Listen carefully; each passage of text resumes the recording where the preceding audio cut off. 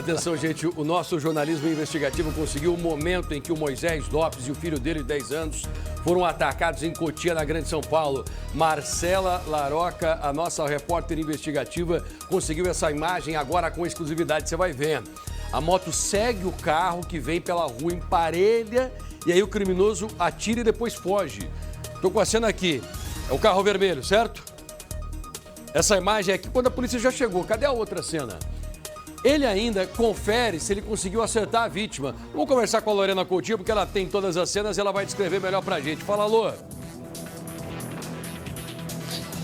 É isso mesmo, passar essas imagens acabam de chegar para a gente. É importante reforçar que só aqui no balanço que você vai ver essas imagens, elas são extremamente importantes porque é o seguinte, é a partir daí que a investigação avança, né? E vão sabendo todos os passos dos criminosos. Pela imagem dá uma certa dúvida, será que tinha um, tinham dois?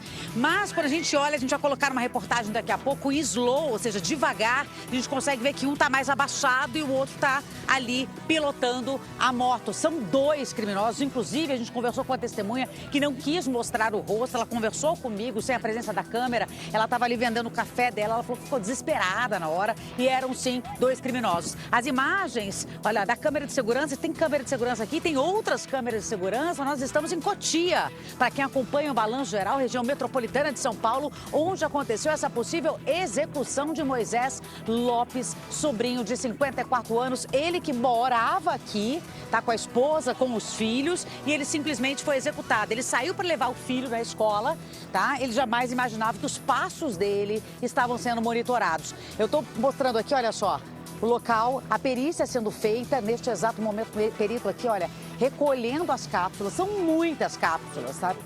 Da pistola 9mm, e a gente aqui, ó, ele recolhendo, são 1, 2, 3, 4, 13 no total, são 12 aqui e tem mais uma à frente. A logística, o que aconteceu aqui? Explicar para vocês. Ele saiu do condomínio em Cotia, passou cerca de 200 metros. Quando estava por aqui, os dois criminosos estavam na moto e aí eles simplesmente descarregaram a pistola, né, contra o veículo. Veículo este, aquele vermelho lá na frente. O fotógrafo está fazendo o trabalho dele, claro, a gente vai respeitar a perícia aqui, porque eles fazem esse trabalho da perícia, né, fazendo a conta ali da número de pistola, de cápsula que eles utilizaram, toda a logística, de onde eles vieram, de onde eles atiraram. O perito agora verificando, olha só, dentro do veículo, né, onde estava, eu repito, o servidor público, ele estava ali no banco do motorista e ao lado dele o filho de apenas 10 anos. Do outro lado, a gente já mostrou aqui no Balanço Geral, tá? Agora a gente não pode entrar porque os peritos estão aqui,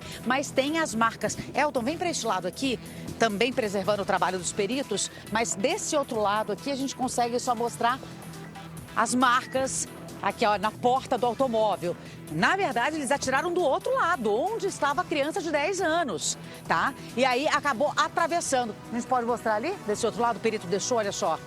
E aí, olha, atingiram aqui, tá? Deste outro lado, atravessou, tiros que atingiram também ele, né, o servidor público, e ele que acabou não resistindo. Ele perdeu o controle do automóvel. E aí só parou aqui, bateu aqui.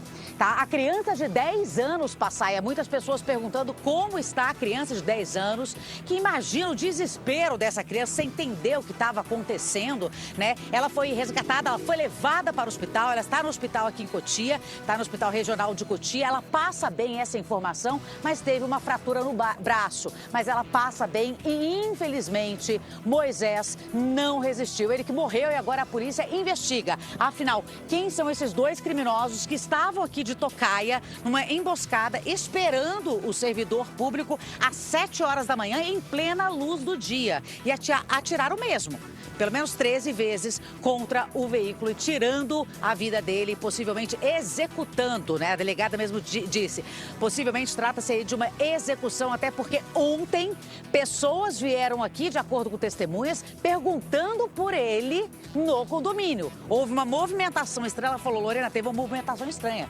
Perguntaram sobre ele aqui. Então, será que ele estava sendo alvo de ameaças? Será que estava acontecendo alguma coisa? Será que tinha desavença? A gente já tem a informação, né, prévia, conversando com alguns moradores, que ele era um pouco uma pessoa explosiva. Claro, nada justifica, mas para traçar aí um perfil e, mais que isso, né, uma cronologia e o porquê, para poder chegar, então, à identidade desses dois criminosos e quem mandou Será que alguém mandou?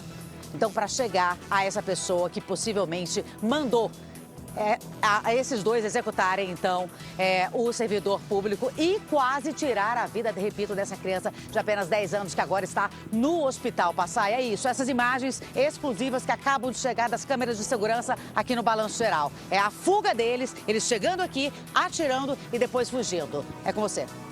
E a própria delegacia está analisando essas imagens e tem policial lá que conseguiu enxergar duas pessoas em cima da moto e tem policial dentro da delegacia que diz, não, estamos vendo só uma pessoa aqui. A delegada falou com a Marcela Laroca agora há pouco, e a delegada falou, olha, para mim só tem uma pessoa em cima da moto. Mas o Diógenes, ele não apenas consegue enxergar duas pessoas e eu também, para mim tem duas pessoas aqui em cima, mas você faz uma outra observação.